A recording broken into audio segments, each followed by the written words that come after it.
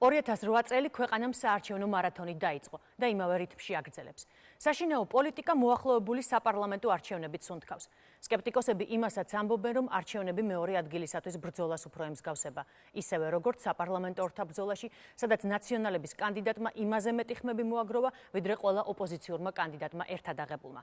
სააკაშვილი 53%-მა ოპოზიციის ამბიციას წელსქვევით დაარტყა და დაიწყო საუბრები გაყალბებაზე, არადემოკრატიულ არჩევნებზე, ხმების წართმევაზე.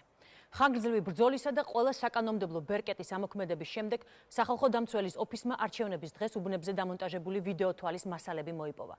12 ფირიდან 7-ში ნათლად ჩანს, როგორ აძლევენ რამდენჯერმე ხმას ერთი და იგივე პირები, როგორ ირღვევა მარკირების პროცესი.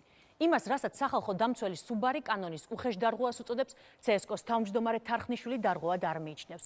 7 დღის ჟურნალისტებმა დაჩი გრძელიშვილმა და გიორგი შეწირულმა არჩევნების ფირები კარგად შეისწავლეს და იმ ადამიანებსაც მიაგნეს, რომლებმაც საპრეზიდენტო არჩევნებზე ხმა რამდენჯერმე მისცეს.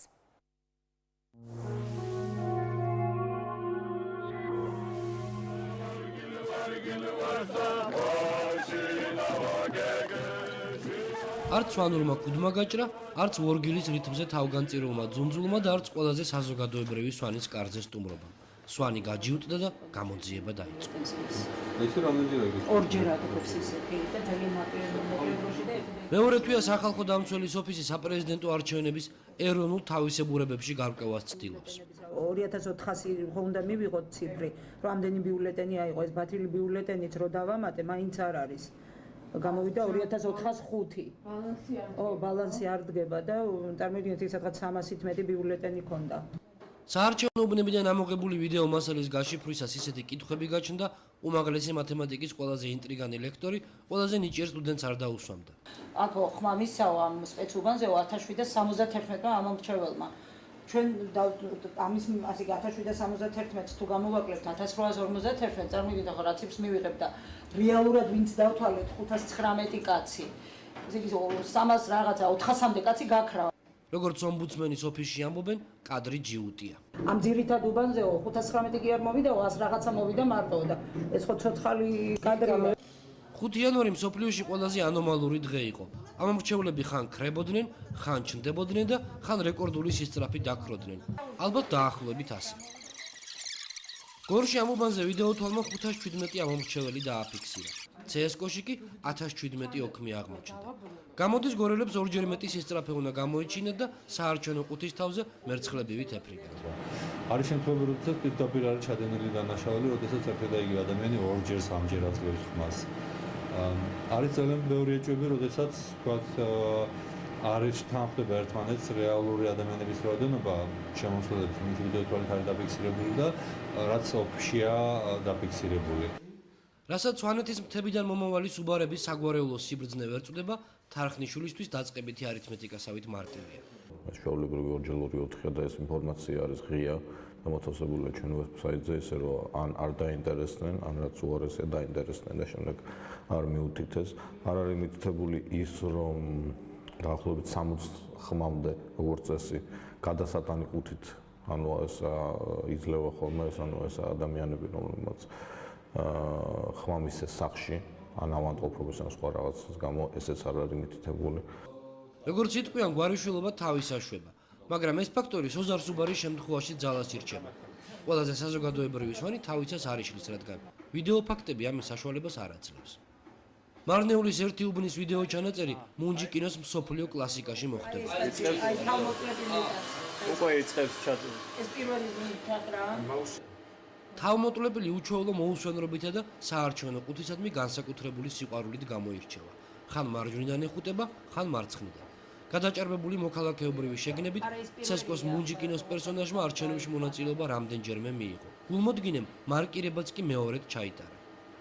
თავის ფხანა კვალის წაშლის საუკეთესო საშუალებაა. ის ვერც რეგისტრატურაში იცნეს და ბიულეტენი 3ჯერ გამოუწერეს. მაგრამ შარიან ხალხს რა გამოლევს? მესამე წრეზე კაც გულიანად გაყალბება აღარაცალეს. ჩვენში დარჩეს და გამყალბებელი ოპოზიციონერი აღმოჩნდა. გამოიყვანეს საწლავი. მაგრამ ომბუდსმენის ინფორმაციით ხმა ორჯერ კომისიის თავმჯდომარის მოადგილემაც მისცა. ერთ-ერთი წარმომადგენელი ოპოზიციის იყო და ზოგადად თან ყველა არ აგვაქვს ადგენელი ვინ იყო, იმიტომ რომ დროც ძალიან ცოტა გქონდა. ყველა გამყალბებელმა უნდა იცოდეს, რომ მისთავე კიდია დამოკლეს მახვილი და ამ დამოკლეს მახვილის ფიას ისე სამართლის კოდექსი. გამყალბებლებს დამოკლეს მახვილი ჯერჯერობით სულ სხვა ადგილზე ჰკიდიათ. ობიექტურობისა და საარჩევნო პარიტეტის დაცვის მიზნით 7 დღემ ორივე მხარეს მიაკითხა. გია კიპაროიძე საარჩევნო კომისიაში გაერთიანებული ოპოზიციის კვოტით მოხვდა. პირველი ვიყავი ოპოზიციის მხრიდან. პირველი ვიყავი უბრალოდ და მე რაც უყურე ახლა ყველაფერი ნორმალურად ჩატარდა არჩევნები. კი იძახია რომ არჩევნებს სხვაგან რა იყო მიენახდა არ ვიცი მაგრამ ჩვენ მეშვიდე უბანზე ყველაფერი ჩატარდა ნორმალურად და რომ ერთი არც პოზიციას არ დაუფიქსირები არც ერთი დარღვევა. როგორც სოზარი იტყოდა, ფიცი მწამს, კადრი მაკვირვებსო.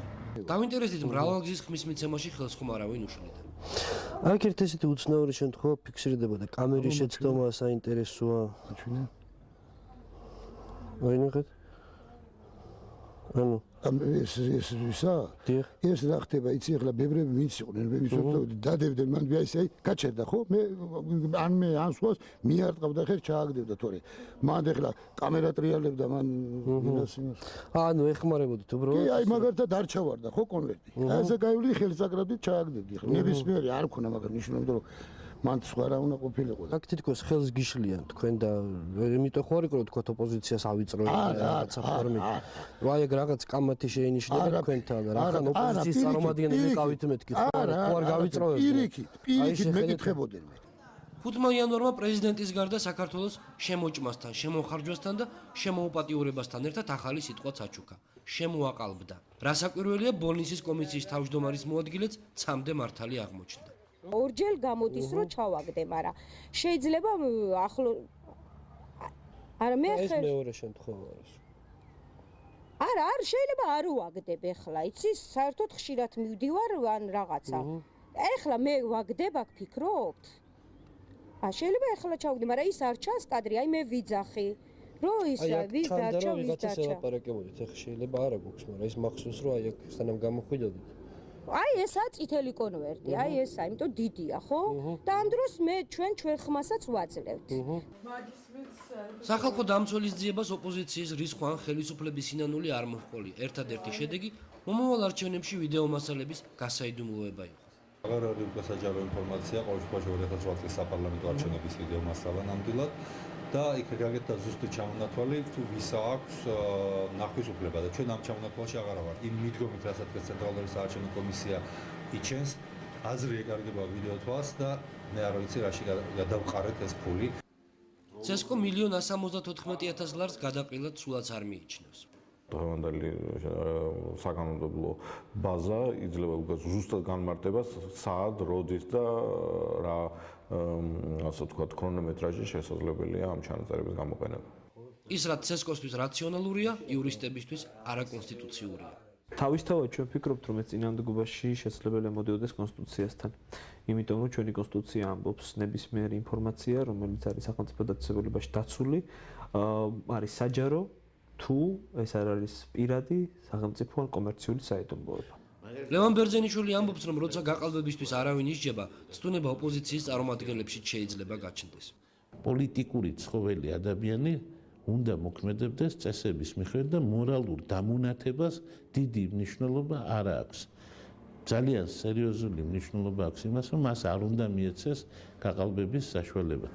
ცირედი კანონდარღვევები რომ იყო და დამნაშავეები რომ უნდა დაისაჯნონ, ამას არც ხელისუფლება უარყოფს, თუმცა გივი თარგამაძე მიიჩნევს, რომ ფაქტები არც იმდენია და არც ისე მძიმე, როგორც ამას სახალხო დამცველი ამტკიცებს.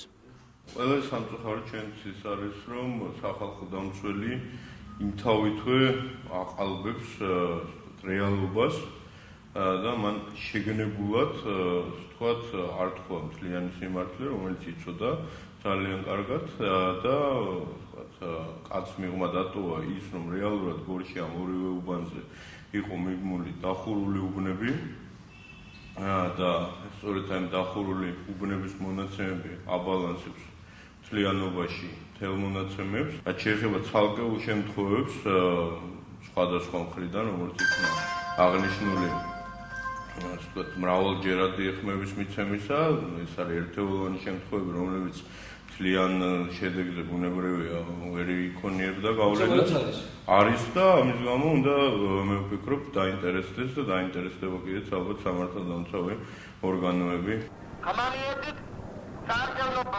არჩევნებიდან არჩევნებამდე დევიზები იცვლება. მენტალიტეტი კი იგივე რჩება, რასაც მოიპარავ შენია, რასაც არა დაკარგულია.